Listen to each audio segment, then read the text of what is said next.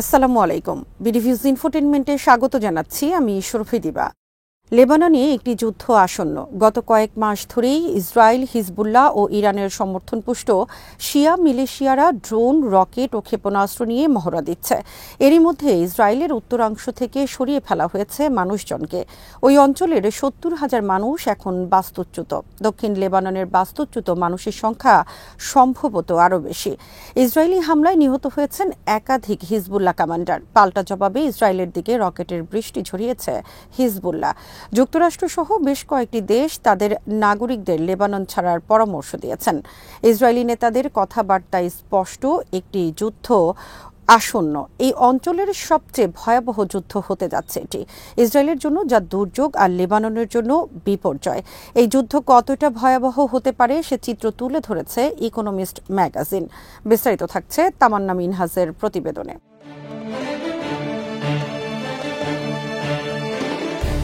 হিজবুল্লাহর সাথে ইসরায়েলের এই যুদ্ধ এড়িয়ে যাওয়ার এখনও পথ রয়েছে। যুক্তরাষ্ট্র ও ইউরোপের কূটনীতিকরা সেই চেষ্টাই করে যাচ্ছেন, যদিও আশা কম। তাদের প্রথম চেষ্টা হচ্ছে হিজবুল্লাহ যোদ্ধাদের সীমান্তের ৭ থেকে ১০ কিলোমিটার পর্যন্ত সরিয়ে নেয়া।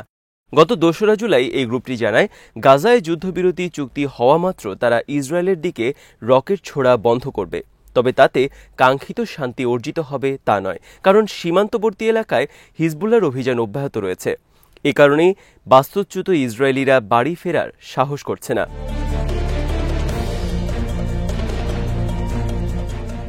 ইসরায়েল হিজবুল্লাহকে দুর্বল করতে এবং তাদের আরও উত্তরের দিকে সরিয়ে দিতে যুদ্ধ করতে পারে। সেক্ষেত্রে দক্ষিণ লেবাননে পদাতিক বাহিনী দিয়ে অভিযান চালাবে তারা। এই এলাকাটি ২০০০ সাল পর্যন্ত ইসরায়েলের দখলেই ছিল।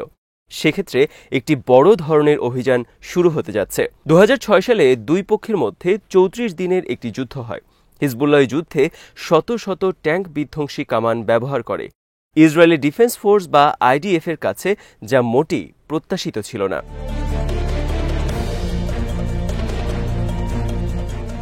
এরপর পার হয়ে গেছে ১৮ বছর। দুপক্ষই অতীত অভিজ্ঞতা থেকে অনেক কিছু শিখেছে। ২০০৬ সালে ইসরায়েলি বিমান বাহিনী দিনে গড়ে হামলা চালায় ১০০টি লক্ষ্যবস্তুর ওপর। এখন তাদের সক্ষমতা বেড়েছে, দিনে গড়ে ৩,০০০ হামলা চালাতে সক্ষম তারা। হিজবুল্লাহ অবশ্য গত ৯ মাসে অনেকটাই দুর্বল হয়ে পড়েছে। যোদ্ধা হারিয়েছে প্রায় ৪ শতাধিক। দক্ষিণাঞ্চলে তাদের যেই সামরিক কাঠামো ছিল তাও ক্ষতিগ্রস্ত হয়েছে অনেকাংশে। ইরান মনে করে না এই গোষ্ঠীর এখন বড় ধরনের যুদ্ধের জন্য প্রস্তুতি আছে। অন্তত পশ্চিমা গোয়েন্দা সংস্থাগুলো তেমনই তথ্য দিচ্ছে।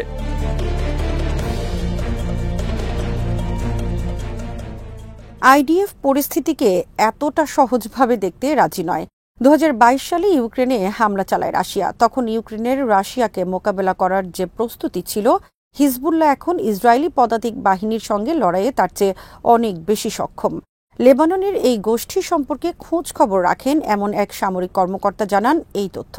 আইডিএফ হয়তো অগ্রসর হবে, তবে তা অত্যন্ত ধীর গতিতে। গতবার যুদ্ধের তুলনায় এবার তাদের খরচও হবে অনেক বেশি। লেবাননের এক অবসরপ্রাপ্ত জেনারেল খালিল হেলা বলেন, হিজবুল্লাহ সম্ভবত ইসরায়েলি সেনাদের আবারও হতচকিত করবে। তারা গেরিলা যুদ্ধের কৌশল নিয়েই অগ্রসর হবে। হামাসের মতো তাদেরও সুসম্প্রসারিত টানেল নেটওয়ার্ক আছে, যা তারা বানিয়েছে উত্তর কোরিয়া থেকে সহায়তা নিয়ে।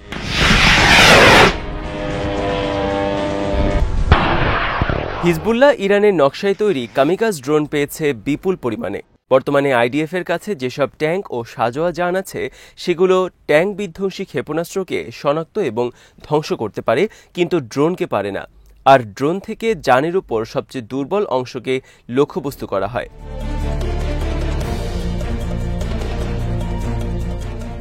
হিজবুল্লাহর আরেকটি পরিবর্তন হচ্ছে পদাতিক বাহিনীর উন্নয়নে।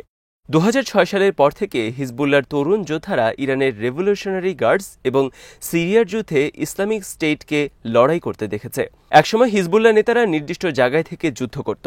এই অনড় অবস্থান তাদের নানা ধরনের বিপদে ফেলেছে। এখন তাদের কৌশল পাল্টেছে। তাদের রিদওয়ান বাহিনী ইসরায়েলের ২০ কিলোমিটার ভেতরে ঢুকে হামলা চালাতে সক্ষম। এই গোষ্ঠীর এখন সিরিয়ায় যুদ্ধ করার অভিজ্ঞতা আছে। রুশ বিমান বাহিনীর কাছ থেকে তারা শিখেছে কি করে ভারী বিস্ফোরক ওয়ারহেড বহন করতে হয় এবং এর মূল্য কি।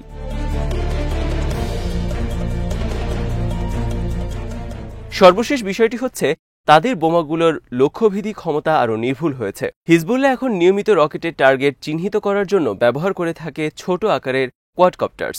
এছাড়াও তারা লক্ষ্যবস্তু নিশ্চিত করার জন্য শনাক্তকারী ড্রোনও ব্যবহার করে। এর 1 বা 2 দিন পর তারা যখন হামলার পরিকল্পনা করে তখন ড্রোন অত্যন্ত কার্যকরভাবে লক্ষ্যে হামলা চালাতে সক্ষম হয়। একসময় যে অবস্থানগুলোকে আইডিএফ সুরক্ষিত এবং গোপন বলে মনে করত, এখন সেই অবস্থানে নিয়মিত এবং বারবার হামলা চালায় হিজবুল্লাহ।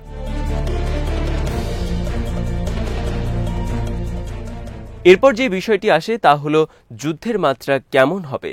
ইসরায়েলি সেনা কর্মকর্তারা বারবারই বলে আসছে তাদের গ্রামগুলো হিজবুল্লাহর লক্ষ্যে পরিণত হবে না। এই পরিমাণ অঞ্চলকে তারা এই প্রতিরোধ গোষ্ঠীর দখল থেকে মুক্ত রাখতে চায়। 1982 সালে লেবাননে হামলা চালানোর জন্য ইসরায়েলের 7 ডিভিশন সেনার প্রয়োজন হতো। 2006 সালে ছোট লড়াইয়ে ব্যবহার করা হয়েছে 4 ডিভিশন সেনা।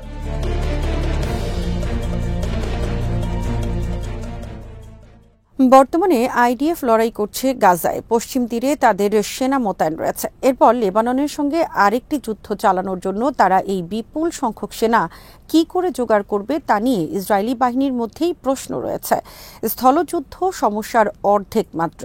লেবাননে সরাসরি যুদ্ধে নামার আগে ইসরায়েল নিশ্চিতভাবেই বিমান হামলা চালিয়ে হিজবুল্লাহর ক্ষেপণাস্ত্র নিক্ষেপক ও বিস্ফোরকের মজুদ ধ্বংস করতে চাইবে। বেসামরিক জানমালের ক্ষয়ক্ষতি অবধারিত।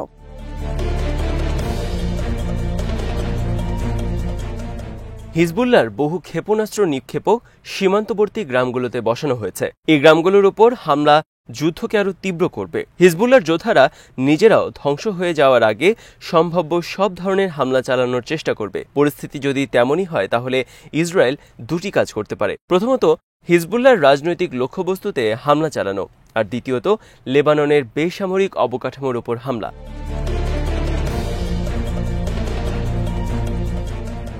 বর্তমানে হিজবুল্লাহর রকেট হামলা সুনির্দিষ্টভাবে ইসরায়েলের উত্তরাঞ্চলীয় সামরিক লক্ষ্যবস্তুর উপর ছোড়া হয়। ইসরায়েল যদি লেবাননে স্থল অভিযান শুরু করে তাহলে হয়তো হিজবুল্লাহ হামলার আওতা আরও বাড়াবে। 2006 সালে এই গোষ্ঠী ইসরায়েলের দিকে প্রায় 15,000 রকেট ছোড়ে। এর বেশিরভাগই সুনির্দিষ্ট কোনো লক্ষ্যবস্তুর দিকে ছোড়া হয়নি। এগুলোর পাল্লা ছিল 20 কিলোমিটারেরও কম। এগুলো ইসরায়েলের হাইফা শহর পর্যন্ত পৌঁছতে পারত না। প্রতিদিন 120টির মতো রকেট ছোড়া হয়েছে। এতে নিহত হয় 53 ইসরায়েলি, ধসে পড়ে 2000 ভবন। খুব স্বাভাবিকভাবেই পরবর্তী যুদ্ধটি আরও ধ্বংসাত্মক হবে। হিজবুল্লাহর কাছে এখন 1,20,000-এর বেশি রকেট ও ক্ষেপণাস্ত্র রয়েছে, যার একটি বড় অংশ তেল আবিব পর্যন্ত পৌঁছতে সক্ষম। একই সঙ্গে এই ক্ষেপণাস্ত্রগুলো সুনির্দিষ্ট লক্ষ্যবস্তুতে আঘাত করতে পারে।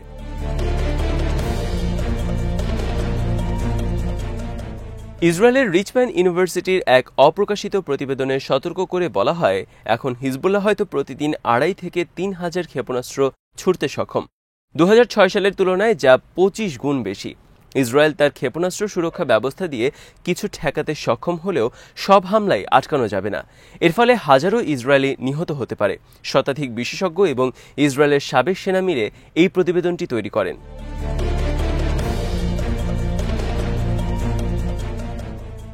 ইসরায়েলি জনগণ এরই মধ্যে এই ক্ষেপণাস্ত্র হামলা নিয়ে আতঙ্কিত।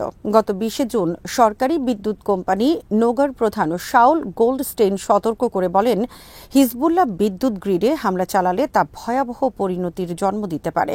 বাস্তবতা হচ্ছে, বিদ্যুৎ সরবরাহ না থাকলে 72 ঘণ্টা পর ইসরায়েলে বাস করা অসম্ভব হয়ে যাবে। তিনি বলেন, আমরা সত্যিকারের যুদ্ধের জন্য তৈরি নই, এক কল্পজগতে আমাদের বাস। যদিও ইসরায়েলের জ্বালানি মন্ত্রী এই সতর্কবার্তা কানে তোলেননি। তিনি মনে করেন, দীর্ঘ সময় বিদ্যুৎহীন অবস্থায় থাকা একটি চরম অবস্থা, যার আশঙ্কা ক্ষীণ।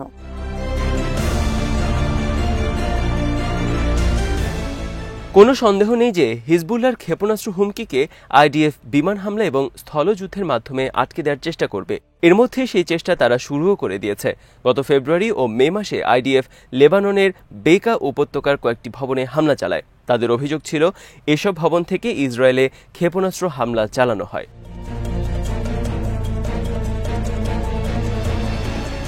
তবে ক্ষেপণাস্ত্রের মজুদ এবং নিক্ষেপ ক্ষেত্র খুব সহজে খুঁজে বের করা যাবে এমন ধারণা করা ঠিক হবে না। এক পশ্চিমা গোয়েন্দা সূত্র জানায়, হিজবুল্লাহ গত জানুয়ারি থেকেই তাদের অস্ত্রের মজুদ বেকা ও ফারায়া পার্বত্য অঞ্চল থেকে সরিয়ে নিতে শুরু করেছে।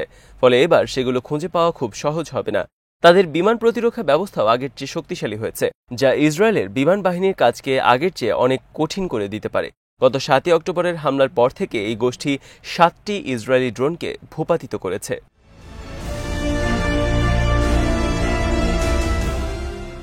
আজ এখানেই শেষ করছি। সমরাস্ত্র, প্রতিরক্ষা ও কূটনীতির নানা তথ্য জানতে চোখ রাখুন বিডিভিউজ ইনফোটেইনমেন্টে। চ্যানেলটি ভালো লাগলে সাবস্ক্রাইব করুন, সংযুক্ত থাকুন আমাদের ফেসবুক পেজে। আল্লাহ হাফেজ।